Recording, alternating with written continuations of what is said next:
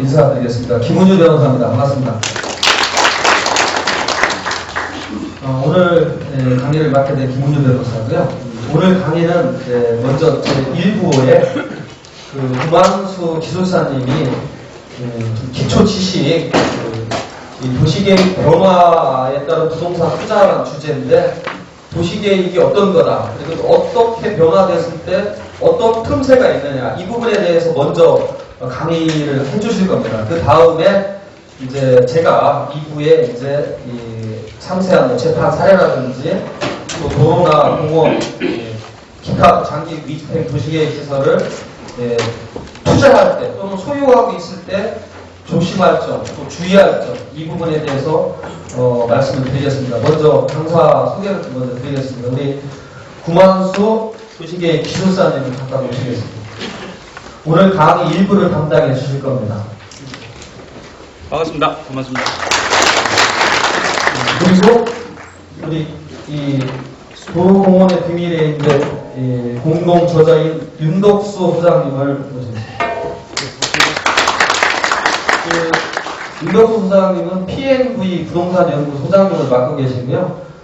방배동에 이제 본인 건물도 소유하고 계시고 여러 가지 활발한 활동을 하고 계십니다. 얼굴 잘 보셨다가 나중에 이제 전화번호 알려드릴 테니까 궁금한 거에서 언제든지 연락을 주시기 바랍니다. 자, 그러면 소개를 마치고 마이크를 넘기겠습니다.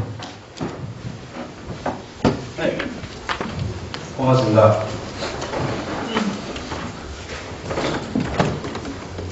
반갑습니다. 다시 한번 소개를 드리도록 하겠습니다. 저는 국토 도시계획 기술사 사무소를 운영하고 있는 도시계획 기술사 구만수라고 합니다.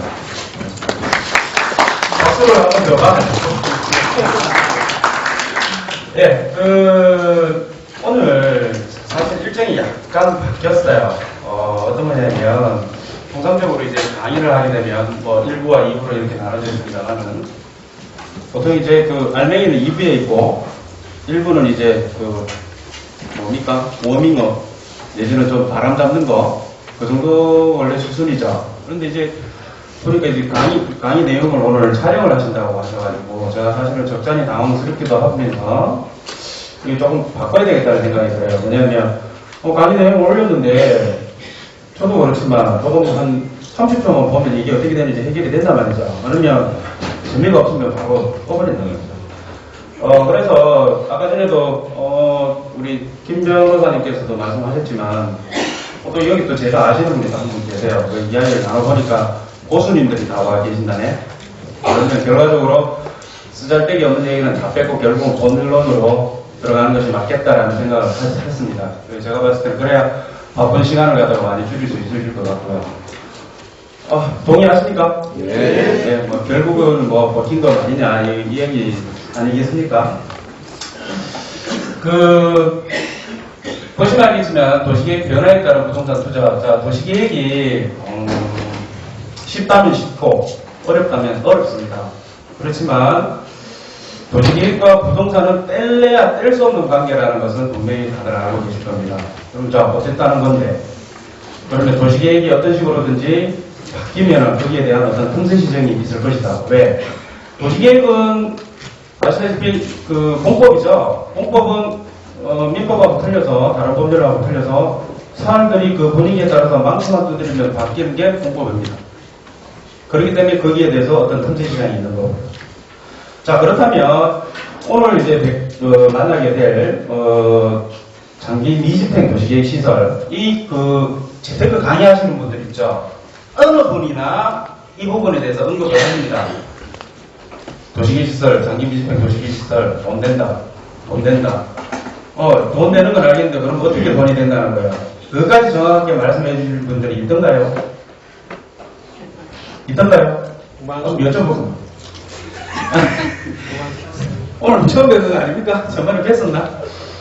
일단은 제가 아무래도 도시계획 기술사다 보니까 이런 일을 다 사실 다루게 됩니다. 다루게 되고, 또 한 가지 제가 이제 다른 기술사분들하고 약간 틀린 부분이 있어요. 왜냐면, 원래 어디 가니까 이제 자기 자랑을 하지 말라고 하던데, 제 자랑을 하는 게 아니고 상황을 말씀드리는 겁니다. 우리나라의 기술사분이, 도시계획 기술사분이 400명 정도 계세요. 서울에 많이 계시고요. 뭐 아시다시피 개발 사업이라든지 정비 사업이라든지 사전에 계획, 용도 지역 지구 변경하는 거 다 이제 국토종합계획도 그렇고 다 이제 교수여러분들이 하시죠. 하시는데 이 전공이 약간 틀려요. 전공이 지금 현재 계시는 기술사분들은 100% 거의 다 대부분이 도시공학과 출신들이세요. 도시공학과 출신인데 그 400명 중에 유일하게 전공이 부동산 전공이 접니다. 그러니까 이제 시각이 틀려요. 시각이. 왜냐면 다른 분들은 그 공익적인 면에서 도시계획을 봐요. 이 도시계획 자체가 출발 자체가 이 사람들이 전염병에서 영국에서 전염병에서 이렇게 벗어나게 하기 위해서 1848년에 만들어진 공중위생법 거기서부터 시작이 된 게 도시계획입니다. 이게 이제 용도지역이 따로 하는 거죠. 근데 점차 이렇게 변해가 왔는데 우리나라에서 이제 지금 도시계획 시설 부분들이 우리나라에서 어쩌면 유일한 어떤 그런 부분이 될 수도 있어요. 자, 좀 이따 말씀드릴 텐데. 자, 그러면 아까 말씀드렸다시피 일부의 내용들은 대충 하고 넘어가겠습니다. 대충 하고 넘어가고 직접적인 핵심적인 내용을 말씀드리는 것이 오히려 바람직하다고 생각이 듭니다. 자, 부동산 투자와 도시계획 정보의 차이는 그렇습니다. 우리가 보통 알고 있는 것은 건축을 많이 알고 있죠. 건축은 시각적으로 비주얼이 나타나니까요. 그런데 도시계획은 눈에 나타나지 않죠. 장보에서만 해결이 되죠. 도면에서만. 그리고 우리 공적 장부에서만 나타나는 거죠. 근데 글자 한자 바뀜으로 인해가지고 자산 가치가 상당히 오르락내리락 하는 것이 바로 공법이죠.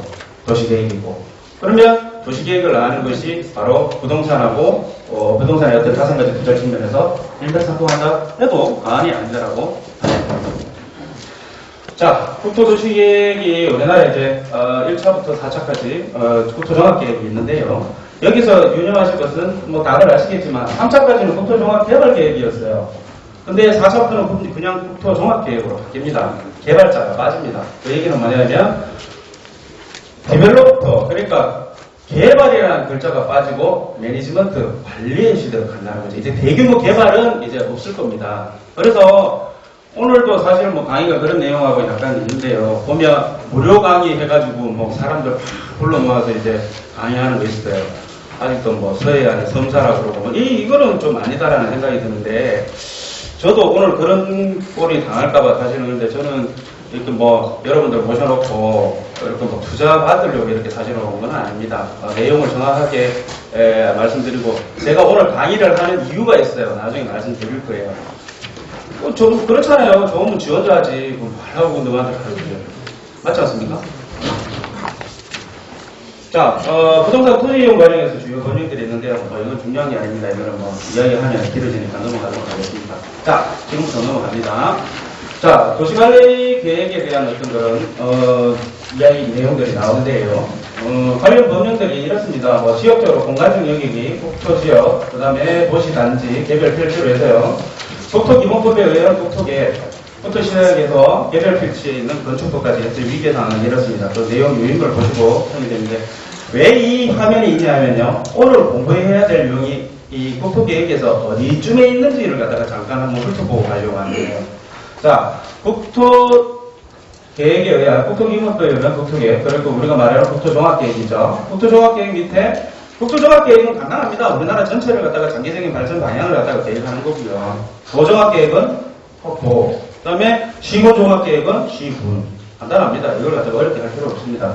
다만 얘네들을 계획들은 전부 다 이제 행정기관장이 서로 간에 이제 이야기하는 것이고요.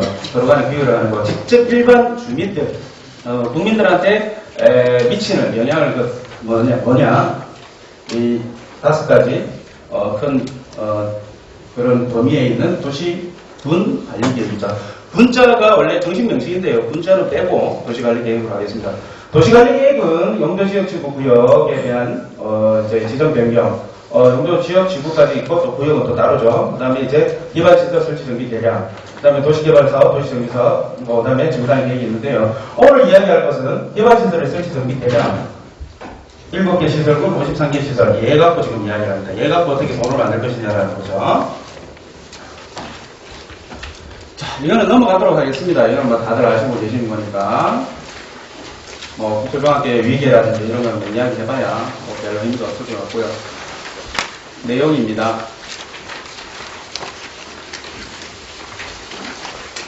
이거 가지고 원래 1시간 하는 거예요. 이제 워밍업. 이제 워밍업 넘어가겠습니다. 아까 말씀드렸다시피. 뭐 교통계획이라든지, 보시면 알겠지만, 국토종합계획이라든지, 뭐, 어떤, 도정학 계획도 그렇고요. 망행도시계획, 그 다음에 각 시도의 시의 도시기본계획, 도시관리계획, 다 그 시청 홈페이지 들어가면 다 있죠. 그걸 갖다가 어떻게 보면 해석하느냐는 각자의 어떤 몫이긴 하지만, 보시면 그래도 다, 괜찮은 부분들이 있을 겁니다. 자, 그러면, 그래도 짚고 넘어가야 되는 게 뭐냐면 있습니다. 도시기본계획과 도시관리계획은 우리가, 체크를 한번 하고 가야 됩니다. 도시기본계획은 각 시에, 뭐 서울시도 마찬가지고, 수원시도 마찬가지고, 시의, 장기적인 발전 방향을 갖다가, 그려놓는 것입니다. 그런데 그것은 일종의 예언서 역할입니다. 이쪽 지역에 이렇게 개발을 하겠다라고 미리 대략적인 상황을 적어놓는 거고요. 도시관리계획이 실제적인 집행계획입니다. 예를 들어서 이런 거죠. 우리가 사냥꾼이 사냥개를 끌고 사냥을 하러 갑니다. 우리가 그 꽁을 잡는 걸 갖다가 수익을 취한다고 봤을 때에 도시기본계획은 사냥꾼에 해당합니다. 자, 총을 들고 어디에 사냥을 할까라고 이렇게 견주는 걸 얘기합니다. 그런데 실제적으로 사냥개가 이제 그 꽁을 잡으러 간단 말이죠. 그러면 그 사냥개에 해당하는 것이 바로 도시관리계획입니다. 왜? 지가 가서 직접 꽁을 물어오니까. 꽁은 뭐라 그랬죠? 수익이죠. 그러면 이 5가지의 사냥개 종류들이 있어요. 여기 빨간색 글씨로 되어 있는데 영도지역 지구 지정 변경계획, 개발자원구역, 도시자연보호구역, 지가조정구역, 수선자원보호구역의 지정 변경계획, 기반시설의 설치 정비 또는 개량에 관한 계획, 도시개발 사업이나 정비사업에 관한 계획, 지구단위계획의 지정 또는 변경에 관한 계획과 지구단위계획. 이 5개가 대표적인 도시관리계획입니다. 얘네들이 사실은 돈이 됩니다. 도시계획적으로 봤을 때. 근데 부동산 쪽으로 봤을 때도 얘네들이 돈이 되는 건 마찬가지예요. 자, 그렇다면 오늘 이 세부적으로 가면은 뭐 수십 마리의 사냥개가 있는데 그 중에 한 마리를 오늘 때려잡는 겁니다. 아시겠죠? 대답을 좀 예. 예.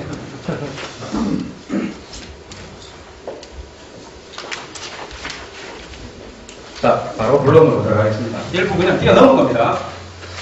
10분 만에. 자, 부동산 경매에 불러오신 양이미지팀 도시계획 시스템입니다. 저는 경매를 잘 모릅니다. 솔직하게 말씀드립니다. 저한테 경매 강의 들어오신 건 아실 거고요. 근데 이거 제가 작업을 해보니까 이 물건을 취득하는 데 있어서 경매가 아니니까, 경매를 안 하니까 경매가 아닌 방법으로는 취득하기가 어렵더라고요. 예를 들어서 이게 돈이 될 것 같아요. 그래서 내가 파세요. 팔으라고 했어. 내가 부동산한테 사달라고 했어. 내가 그거 왜 파는데라고 바로 나와요. 사기가 힘들더라고. 뭐, 조금이라도 상식이 있는 분들은 당연한 거 아니겠습니까? 근데 저기 힘들더라고. 제가 직접 몇 번 해봤거든요. 해보니까, 이건 아니다. 그래서 일단 방법을 바꿔서, 경매 물건은 하루에 400건 정도가 올라오죠. 400에서 500건씩 건이 올라오고. 그러니까 그런 부분들을 갖다가 쭉, 이제, 어차피 사는 것은 싸게 사야 되니까. 최소한 유찰이 한 4번 되는 거 중에서 예하고 매칭시켜가지고 걸리는 것은 사야 되겠다라는 생각이 드니까. 왜? 사는 것 자체가 50% 이하로 사야 돼요. 줄 때 뭐 70%, 80% 해주면 호빵이. 예를 들어서 요즘 한때 유행했던 개발사업지, 오늘하고 약간 이게 매칭이 되는 부분들이 있어요. 개발사업지에 뭐 도로라든지 땅이든지 공장이든지 보상받는 거 있죠. 그거가 훌륭한 방법이긴 한데, 보상을 받는 게 1년 이내에 내지는 몇 개월 내에 이렇게 되다 보니까 알만한 사람 다 하는 거예요. 오픈이 다 돼버려가지고, 뭐 거의 낙찰가율이 거의 뭐 굉장히 높다라는 거죠. 그럼 자꾸 떼면 돈 있습니까? 없죠. 그런 걸로 봤을 때는 그 항목 자체가 뭐 나쁘다라는 어떤 그런 의미가 아니고 한 가지 방법이긴 한데 즐겨 사용하고 재미있게 사용하기에는 약간 어떤 부족함이 있지 않느냐. 그러하면서 그러면 장기밀집행 도시계획 시설은 어떤 것이냐.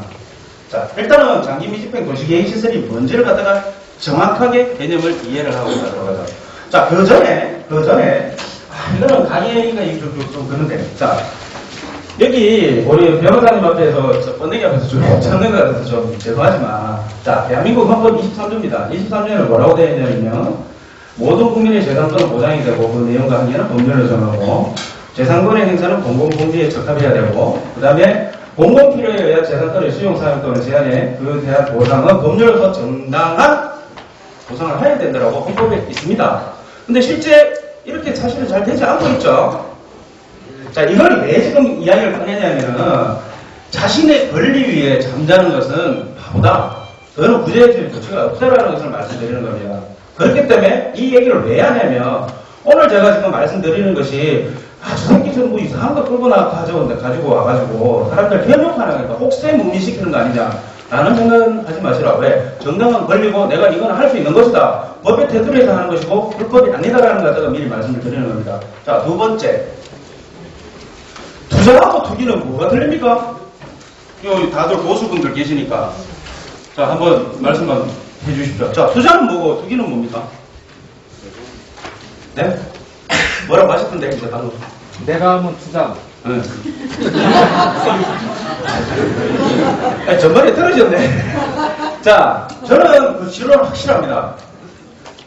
내가 하면 투자고 남이 하면 투기입니다. 확실합니다. 그 이제 내가 하면 로맨스고 남이 하면 불륜인 것처럼 확실합니다. 단 요즘은 그런 게 없습니다만 주택시장이 좀 그래서 한참 주택 경기 좋을 때, 아파트 경기 좋을 때요, 분양권 막 한 100개씩, 200개씩 싹쓸이해가지고 시장 자체를 교란시키는 사람들이 있었어요. 그런 사람들은 투기가 맞습니다. 솔직히. 그런데 집 뭐 두세 채 정도 가지고 사고 팔고 하는데 그거는 투기라고 한다면 그거는 정말 잘못된 거라는 겁니다. 마찬가지입니다. 조식인 시설도 마찬가지인 게 투자 있잖아요. 하나 하면 그래도 돈 좀 들어가는데 내가 재산이 몇십억 되고 몇백억 되면 여와 계시겠습니까? 아니죠. 그러면 결과적으로 한두 개 정도, 두세 개 정도 한다 그러라고 봤을 때는 그거는 투기가 아니다. 그렇기 때문에 투기가 아닌 이상은 모든 수단과 방법, 법률적 지식, 뭐 어떤 팁을 동원해서 자신의 자산 가치를 상승시키는 행동은 뭐다? 아무 문제가 없다. 저 새끼가 무슨 얘기를 하려고 이렇게 거창하게 지금 시작하는 거였는데. 자, 아까 말씀드린 그 내용입니다.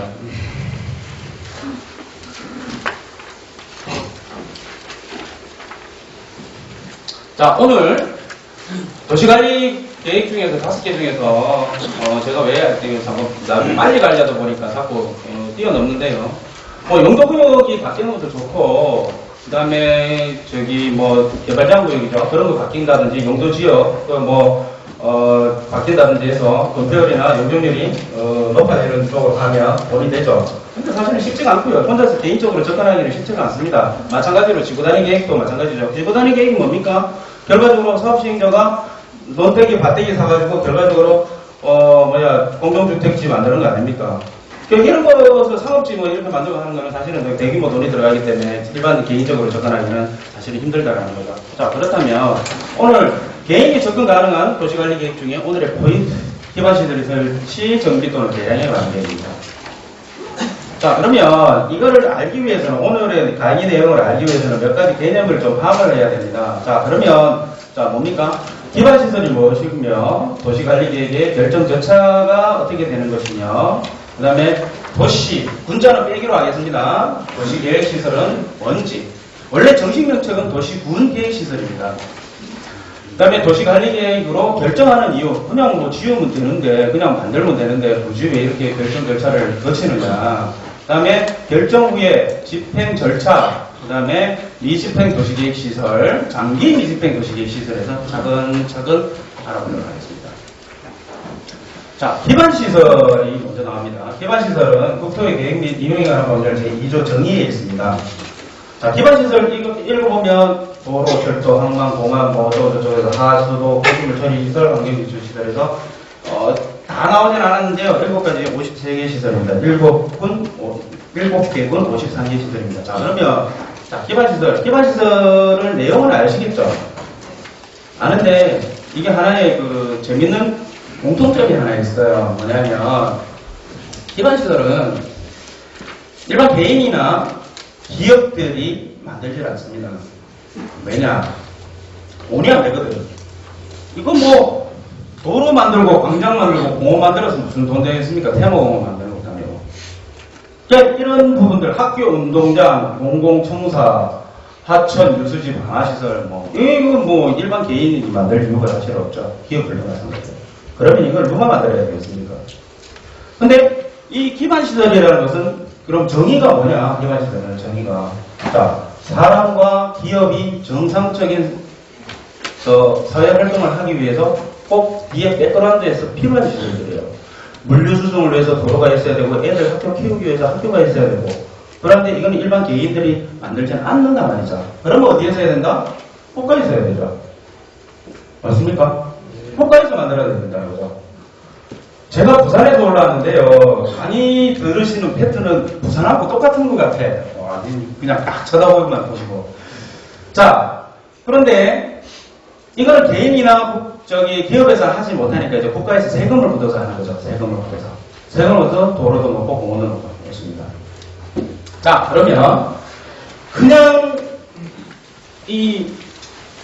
그러면 도로, 철도, 항만, 공항, 공사장 같은 걸 하다가 마음대로 그냥 군수라든지 시장이라든지 그다음에 도지사가 마음대로 야 여기 금 구워서 만들어 이러면 만들어집니까?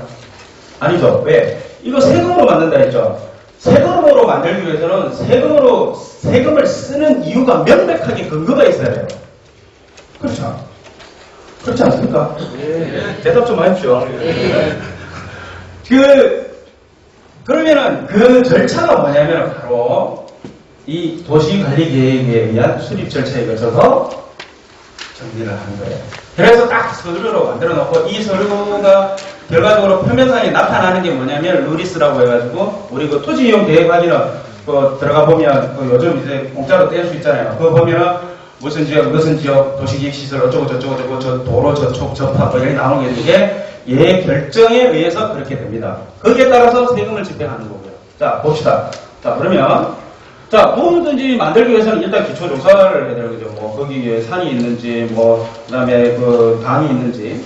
그다음에 이제 계획안을 만듭니다. 그래서 주민들한테 알려야죠. 어찌됐든 이렇게 만들 건데 어떻게 할래? 도로 만들 건데 당신들 생각은 어떠세요? 물어봅니다. 그러면서 도시계획위원회 자문을 받고요. 그다음에 이제 정식적으로 입안을 합니다. 입안을 해서 도시계획위원회에다가 심의를 받아서 결정을 하면 지형도면을 고시를 하고 이제 그 루리스에다가 토지이용 계획을 거기에다가 등재를 합니다. 그럼 이제 고시돼서 절차가 끝나는 거죠. 자, 장애별 집행계획이나 이거는 좀 이따 말씀드리도록 하겠습니다. 자, 이렇게 해서 고시가 되고 결정이 되면 그때부터 이제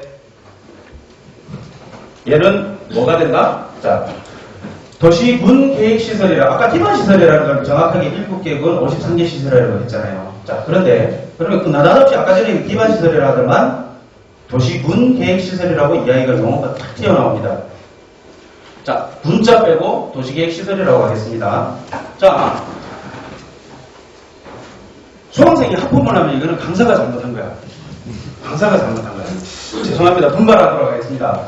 자, 도시군계획시설, 도시계획시설은 뭐냐면 기반시설 아까 전에 7종 53개 시설 중에서 도시군관리계획으로 결정된 시설. 자, 정리하겠습니다. 기반시설 아까 전에 도로, 공원 7개 종류 53개 시설 중에서 이러한 절차를 거쳐서 결정 50한 시설은 그때부터는 기반시설이 아니고 뭐라고 그런다? 도시군계획시설 이하 도시계획시설이라고 하겠습니다. 자, 이해되십니까? 네. 자, 그러면 도시군계획시설 7종 53개 아까 전에 기반시설 몇 개 안 나왔었잖아요. 근데 이거는 세부적인 것까지 싹 다 나온 겁니다. 세부적인 것까지 다 내용이 나오고 혹시 그 내용이 있는지 모르겠습니다. 자, 한번 보도록 하겠습니다. 자, 교통시설, 공간시설, 유통 및 공급시설, 공공문화체육시설, 강제시설, 보건위생시설, 환경지표시설에서 이 7개 군 중에서 이렇게 여러 가지가 있습니다. 자, 도로 중에서 일반 도로, 자동차 전용 도로, 보행자 전용 도로, 자전거 도로, 고가도로, 지하도로 등등등등등등 해서 폐차장까지 해서 이렇게 세부적인 용도들이 있습니다. 자, 이것들은 누가 만든다? 국가가 만듭니다. 자, 개중에 민간이 설치하는 것들도 있습니다. 그런데 민간이 설치를 하는 걸 갖다가 국가에다가 제안을 해서 민간이 이 도시관리계획 결정 절차를 밟아서 결정하는 경우도 있습니다. 그 이유가 있어요. 좀 이따 말씀드리겠습니다. 자, 개념을 다시 한번 정리하겠습니다. 이 개념이 안 잡히면 앞으로 일이 안 돼. 이 물건이 나와도 이게 뭔지 몰라. 자, 국토계획법상 기반시설 7종 53개 시설을 국가 또는 지자체에서 도시관리계획으로 결정하여 설치한다면 뭐라고요? 국가 또는 지자체 이외의 자가 기반시설 7종 53개 시설을 설치하는 시설은 도시계획시설이라 하지 않고 단순히 그냥 시설, 그냥 기반시설이라고 합니다.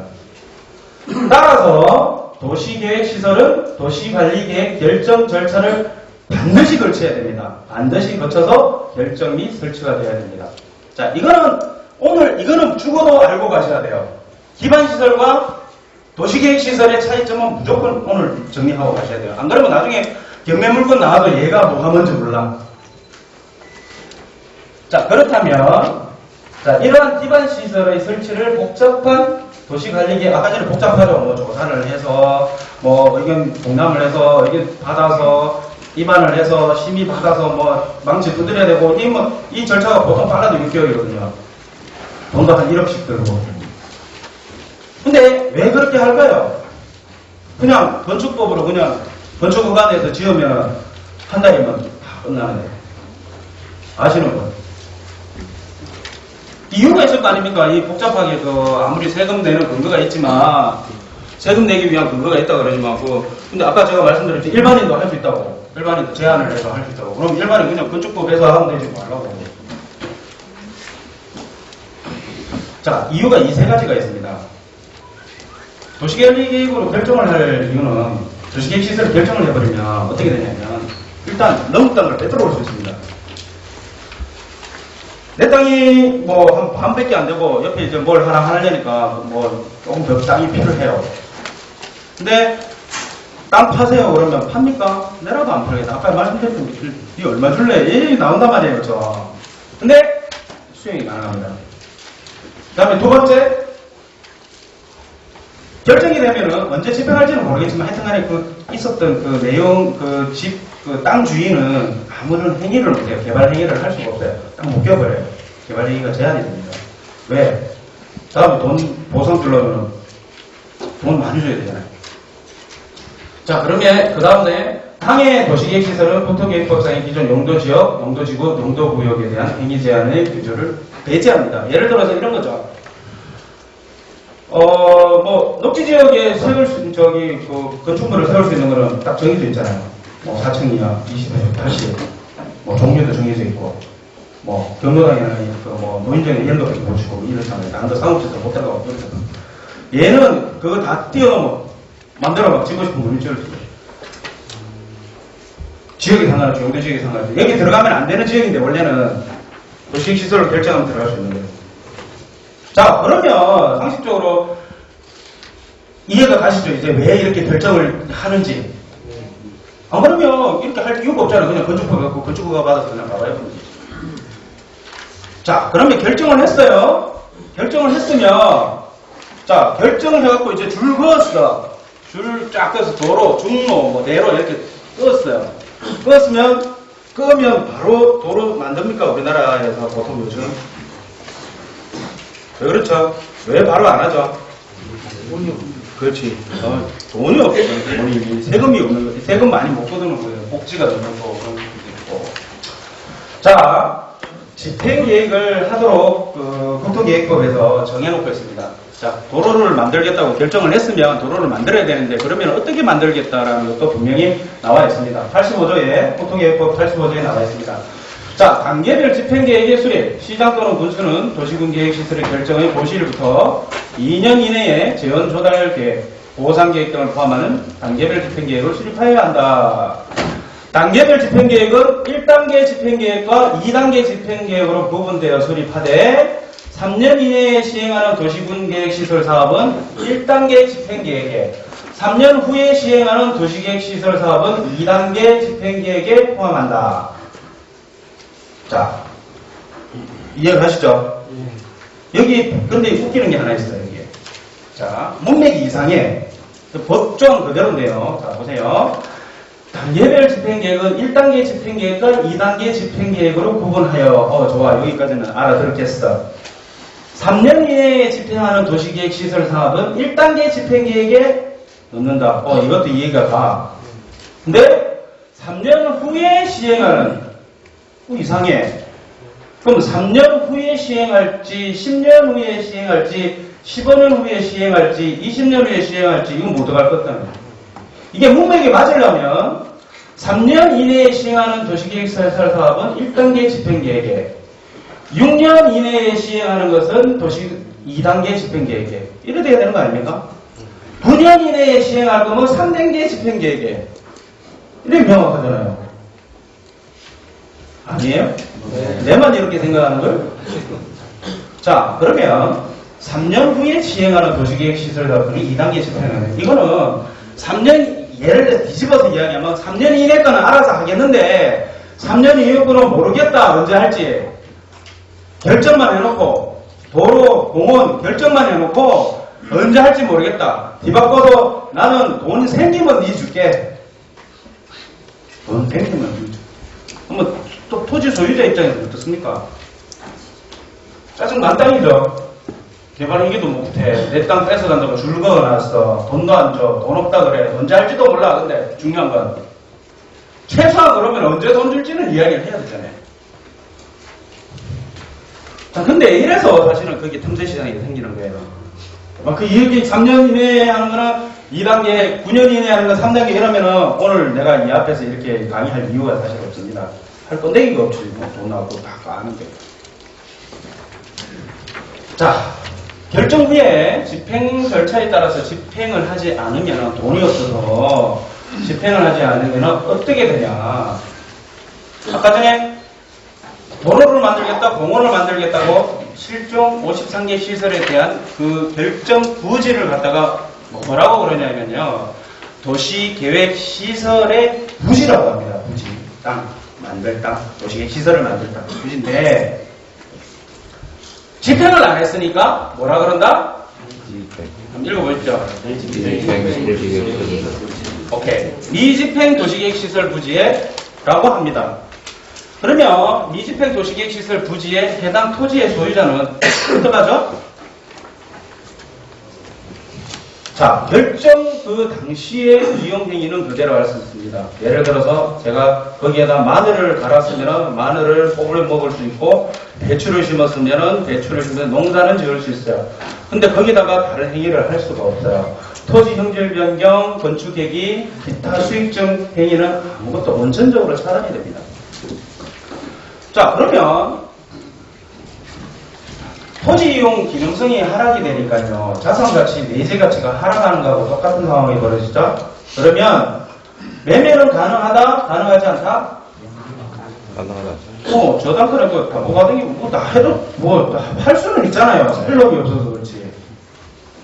자, 그러면 매매는 가능한데 팔라 그러면 가격이 어떻게 될까요? 그게 상당히 저가가 되겠죠. 금액이 떨어질 거 아닙니까? 금액이. 자, 그러면은, 안 그래도 열받는데, 그러면 어떻게 그 사람이 할 수 있는 거는 뭐다? 집행이 돼서 도시계획시설 부지가 도시계획시설 집행이 돼서 보상이 나올 때까지 기다려야 되는 거예요. 너무 억울하지 않습니까, 근데? 안 억울합니까? 선생님들은 괜찮아요? 그래도? 네, 좋습니다. 자, 그런데 집행이 언제 될지 모른다? 장난치나? 아까 전에 우리 23조 제일 처음에 했죠. 네? 재산을 국가에서 보장을 해야 되고, 제한을 하기 위해서는 정당한 보상을 해야 되고, 그 정당한 보상은 법률로서 정당하게 해야 된다라고 해놓고, 헌법에는 그래놓고 실제적으로 돈 없다고 안 해주는 거예요. 이런, 요구하면 안 되죠. 보색 때는 요구하면 돼. 촬영을 하니까. 자, 이 사람들이 모여서 열받아가지고 소송을 했습니다. 헌법 소송에서 졌어요. 져가지고, 헌법 소원을 냈어요. 헌법재판소 97 헌바 26 선고 1999년 10월 21일 주요 내용입니다. 자, 이거는 중요하기 때문에 제가 읽겠습니다. 그 당시에 도시계획법이었어요. 2002년도에 국토계획이 이용에 관한 법률로 바뀌었습니다. 2003년도에 시행이 됐고요. 그전에는 도시계획법이었어요. 국토이용관리법하고 두 개가 합쳐져서 국토계획이 이용에 관한 법률로 바뀌었습니다. 이 공법하는 거거든요. 자, 도시계획법 제4조는 도시계획이 시행되는 구역 내의 토지 소유자들에게 허가를 받지 아니하고는 원칙적으로 토지의 형질 변경이나 건축 등을 금지하면서 이러한 재산권 행사의 제한에 아무런 보상 규정을 두고 있지 않다. 청구인들은 성남시 소재 토지의 소유자들로서 청구인들의 토지가 1982년 도시계획시설인 학교의 부지로 지정되고 나서도 10년 이상 사업이 시행되지 않자 이로 인하여 재산적 손실을 입었다고 하면서 서울지방법원에 국가를 상대로 손해배상 청구 소송을 제기하였고 소송 진행 중에 도시계획법에 대하여 위헌 재청 신청을 하였으나 기각되었다. 이에 청구인들은 이 사건 헌법 소원 심판을 청구하였다. 자, 내용 이해되시죠? 억울해서 한 거예요. 억울해서. 화가 나서 내 재산을 지키기 위해서 중간 생략하고요. 그러나 어떠한 경우라도 뭐 어쩌고저쩌고 현황 상황이었죠. 어떠한 경우라도 토지의 사적 이용권이 배제된 상태에서 토지 소유자로 하여금 10년 이상을 아무런 보상 없이 수인하도록 하는 것은 공익실현의 관점에서도 정당화될 수 없는 과도한 제한으로서 헌법상의 재산권 보장에 위배된다. 자, 뭐냐면 딱 줄 끊어놓고 학교 시설 할 건데 너 재산권 행사하지 말고 기다려 한 것이 과하다. 국가에서 어느 정도까지는 할 수 있는데 10년 이상 과하게 남의 재산을 갖다가 묶어놓는 것은 과한 조치다. 그래서 이 결정으로 인하여 도로나 공원 등 전국의 장기 미집행 도시계획 시설에 대한 대대적인 재정비가 불가피하게 되었다. 지금까지는 지자체들이 예산이 확보되지 않더라도 우선 도시계획 시설로 묶어놓고 언젠가 재원이 마련되면 사업을 하겠다는 식으로 국민의 재산권을 제한할 수 있었으나 입법 개선 시한이 지나는 2002년부터는 지자체들은 10년 이상 미집행된 시설에 대해서는 보상을 하든지 시설 지정을 해제해야 된다.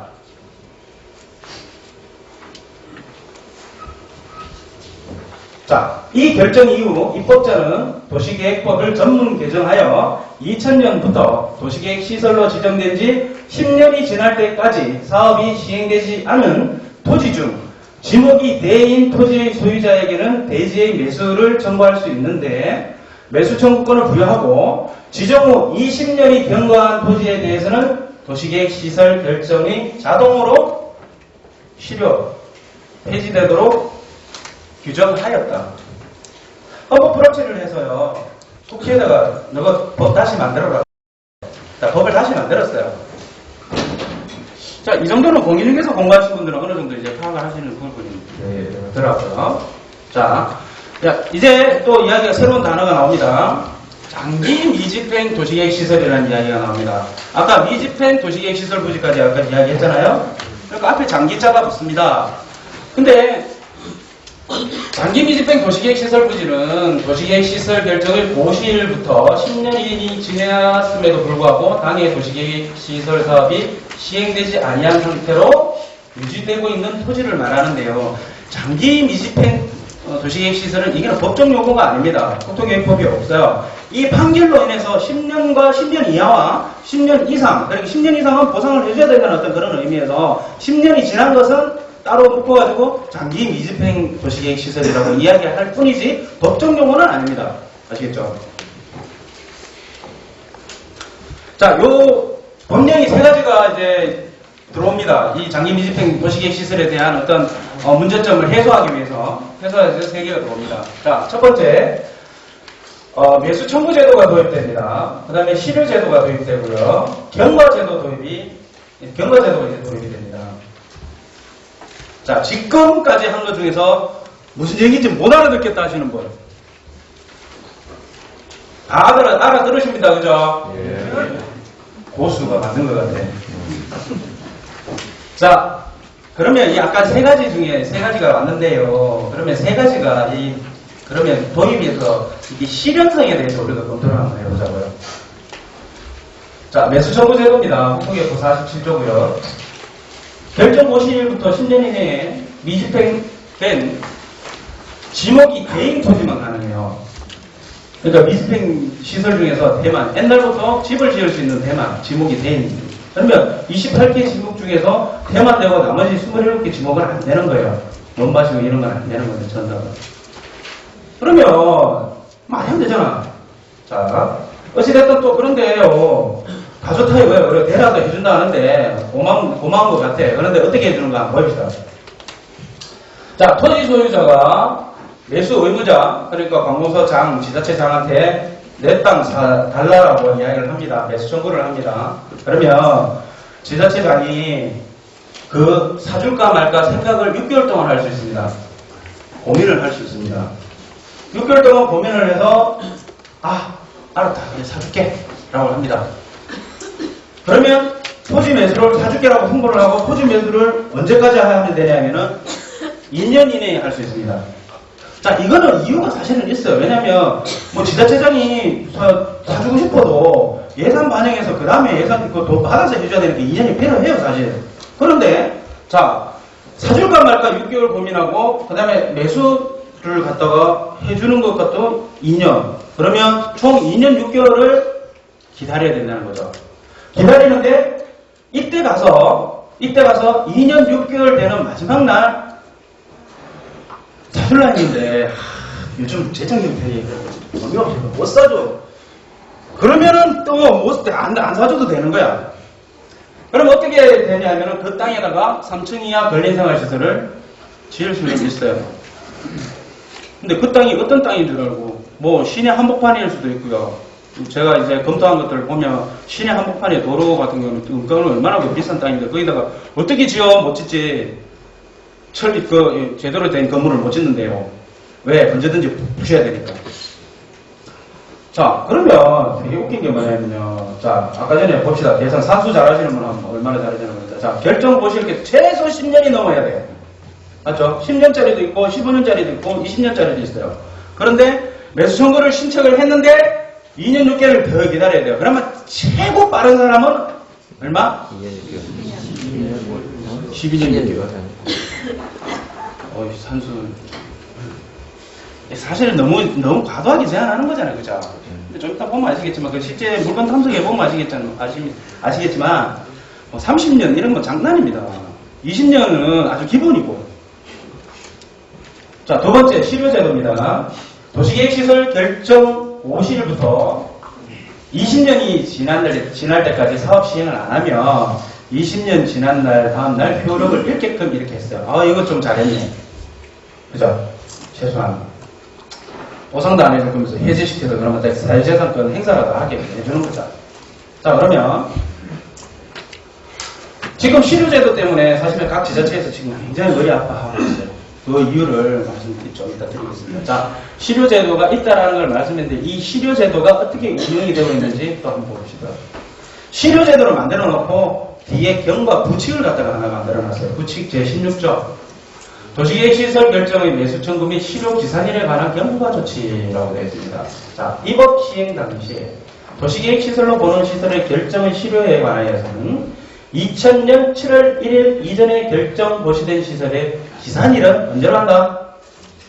2000년 7월 1일 한다. 예를 들어서 1970년도에 내 땅을 도로로 하겠다고 해서 길정해놓고 30년 동안 보상을 안 해줘놓고 있어놓고 그래놓고 20년 후에 해제시켜준다 했는데 기껏 한다는 소리가 출발일이 언제다? 그럼 30년을 어디 가서 보상인데 30년을 어디 가서 보상을 해요? 자, 언제까지 기다려야 된다? 그럼 총 50년 기다려. 이게 좀 심한 거 아닙니까? 근데 어쩔 수가 없어요. 그때 만약에 있었는데 국가 입장에서도 깝깝한 게 그때 20년을 갖다가 그때 기산일을 해버리면 싹 다 풀어줘야 돼요. 오래된 것들. 그래서 사회적인 혼란이 일어날 거 아닙니까? 국유지책이 어쩔 수 없어요. 도로는 만들어야 되겠고 공원도 만들어야 되겠는데 돈은 없고 뭐 이런 거예요 지금. 진퇴 안 나네요. 자, 그런데 또 하나 틀린 게 있어요. 딱 공원만 틀려요. 공원은 또 이유가 있어요. 도시계획시설 중 공원의 경우 공원 조성 계획이 없는 경우에는 도시공원법에 의해서 2015년 10월 1일에 실효하게 돼 있어요. 이때 가만히 보면 2005년도에 무슨 법이 들어왔냐면은 도시자연보호구역이라고 도시공원 및 녹지에 관한 법률 속에 그게 틀려 들어옵니다. 원래는 그게 없었는데. 원래 그 개발제한구역하고 시가조정구역하고 그 뭡니까 수산자원보호구역 그 세 개밖에 없었잖아요. 그 구역이. 2000년대 갑자기 튀어나옵니다. 도시자연보호구역이라고. 이게 왜 들어왔을까요? 얘 집어넣으면서 미안하니까 이렇게 조합을 만들어 놨어요. 근데 걔가 굉장히 위험한 구역인데 좀 이따 말씀을 드리겠습니다. 자, 어찌됐든 이런 식으로 해서 기사일이 2020년부터 시작을 하니까 2000년도부터 시작하니까 20년을 계산하니까 언제입니까? 지금 최고 빨리 이제 해제가 되는 것이 언제다? 공원들 다 빼고 2020년이 돼야 됩니다. 몇 년 남았습니까? 6년 남았죠. 우리 부동산 투자하는 게 6년밖에 안 됩니다. 뭐 그러지는 않습니다. 할 수 있습니다.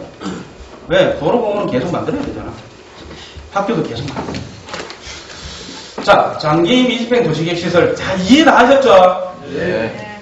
하셨죠? 그러면 현황을 안 봅시다. 그래, 어쩌라고? 어떻게 돼 있는지 현황을 안 보도록 하겠습니다. 자, 국토해양부 2011년 도시계획 현황입니다. 머리 아프다. 뭐, 일단 봅시다. 10년 이상, 그러니까 이제 해제를 하든지, 보상을 하든지 하라고 했잖아요. 해제를 하려고 하니까 돈이 있어야 되잖아요. 10년 이상 지난 것만 147조 원이 필요해요. 140, 전국에. 얼마 안 됩니까? 몇 건값입니까? 반응이 없어요. 내가 뭔가 잘못하고 있는 거 같아요. 아니래요. 뭔가 잘못하고 있는 거예요. 자, 10년 이상 시설 면적이 있어요. 면적이 전국에 약 2억 8천만 평이에요. 대단한 규모죠. 근데 국가 입장도 생각을 해줘야 되는 게 사실 국가 입장에서 이거 답이 안 나오는 거예요. 이 많은 돈을 거의 우리나라 뭡니까 거짓말 좀 못해서 예산 수준인데 이 답이 나오겠습니까? 자, 순서대로 면적별로는 공원, 도로, 기타, 유원지, 녹지, 광장, 학교였습니다. 이래서 김은우 변호사가 공원하고 도로만 한 거예요. 딴 거는 숫자가 뒤에 좀 작은 게. 근데 사실은 그 뒤에 그 기타가 재밌는 것들이 많이 있어요, 사실은. 자, 어찌됐든, 그러면 봅시다. 그러면 10년 이내 것도 있을 거 아닙니까? 10년 이내 것도. 10년 이내 거 있는데, 10년 이내 것까지 다 하려고 그러면 얼마가 필요하냐면, 214조 원이 필요합니다. 214조 원. 진짜 예산하고 못 먹습니다. 자, 이거, 객관적으로 생각해서 이거 당장 어떻게 해결이 되겠습니까? 힘들겠죠? 자, 국가 및 지자체 장기 미집행 도시계획 시설, 어떻게 지금 대응을 하고 있는지에 대해서 한번 알아보겠습니다. 잠시 쉬었다 할까요? 계속 할까요? 쉬었다 할까요? 네, 그러면, 10분만 쉬도록 하겠습니다.